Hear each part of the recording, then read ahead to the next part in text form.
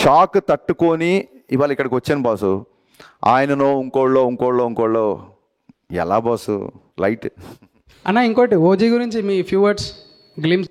OG గురించి few words. OG teaser నాకు చాలా ఆశ్చర్యం వేసింది. సుజీత్ గబ్బర్ సింగ్ అప్పుడు థియేటర్లో టర్బైన్ కట్టుకొని రెడ్ డవల్ కట్టుకొని తిరిగిన ఒక అబ్బాయి ఒక ఓజీ లాంటి ఆ టీజర్ చూసి దానికి మా బావ తమన్ మ్యూజిక్ చూసి I'm can't wait to watch the entire film. All the best Sujeeth. కుమ్మేశాడు. థ్యాంక్స్ అన్న. అన్న ఒక ఐటమ్ సాంగ్ ఎక్స్పెక్ట్ చేయొచ్చు ఉస్తాద్ భగత్ సింగ్లా?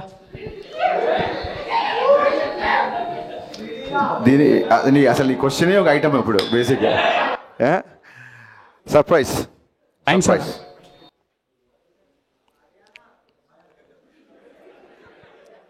వినబస్తలే పర్లే బాస్. సౌండ్ చూడండి. మైక్ అంటే ఎన్టీఆర్ గారికి రామయ్య వస్తావే టైంలో దానికంటే బెస్ట్ ఇస్తా అన్నారు కదన్న. స్క్రిప్ట్ రెడీగా ఉందా? యా డెఫినెట్గా ఒక ఎంటైర్ స్క్రిప్ట్ రెడీ లేదు, బట్ ఒక థాట్ రెడీగా ఉంది. బట్ లైక్ ప్రభాస్ ఇప్పుడు ఆయనైతే ఎలాగ కంటిన్యూగా నాకు ఆయన లైనప్ తెలుసు, అలాగే ఎన్టీఆర్ గారి లైనప్ కూడా నాకు తెలుసు. ఐ థింక్ ఇప్పుడు కొంచెం అప్రోచ్ అవ్వడం ఇప్పుడు కష్టం. Yeah I'm being very honest with you. Thank you.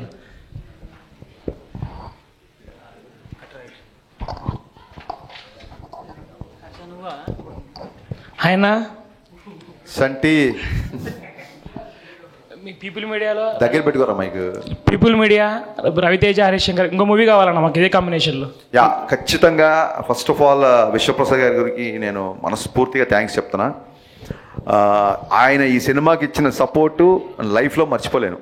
ఆయన వల్లే ఈ సినిమా ఇంత ఫాస్ట్గా రిలీజ్ అయింది. ఇంకో విషయం ఖచ్చితంగా ఇది బయట నేను చెప్పాలనుకున్నాను.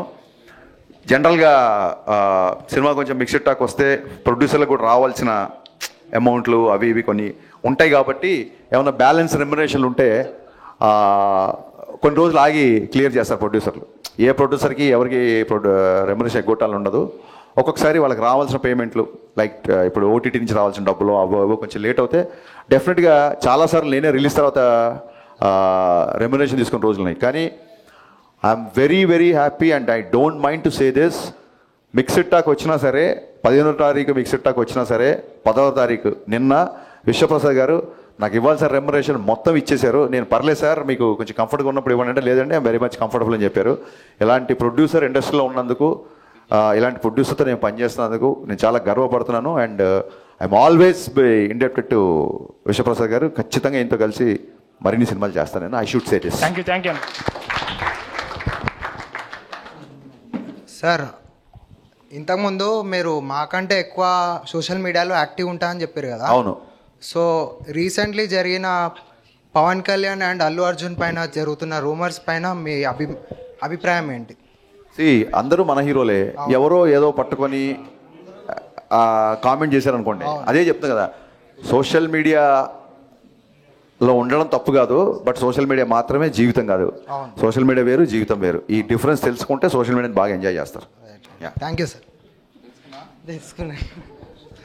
హాయ్ అన్న, నా పేరు సంజయ్. ఫస్ట్ ఆఫ్ ఆల్ మిమ్మల్ని చూడటం చాలా హ్యాపీగా ఉంది. నా క్వశ్చన్ ఏంటంటే, జూనియర్ ఎన్టీఆర్ అన్నతో మూవీ ఇన్ ఫ్యూచర్ మేబీ చేస్తే కుదిరితే సెట్ అయితే ఆ మూవీలో ఇలాంటి ఇప్పుడు రవాణాతో ఎలాంటి కామెడీ ఎలిమెంట్స్ అయితే మీరు చేపిస్తారో మాస్ ఎలిమెంట్స్ ఎలాగో ఉంటాయి. అలా కామెడీ టైమింగ్ కూడా ఎన్టీఆర్ అన్న గారిది యాస కానీ ఆయన ఏదైనా మాట్లాడగలరు. అలాంటిది ఎట్లా ప్లాన్ చేస్తారు? భలే క్వశ్చన్ వేసావు. నేను ఎన్టీఆర్ గారిని పర్సనల్గా చాలాసార్లు కలిసాను కాబట్టి ఆయనకున్న sense of humour next level.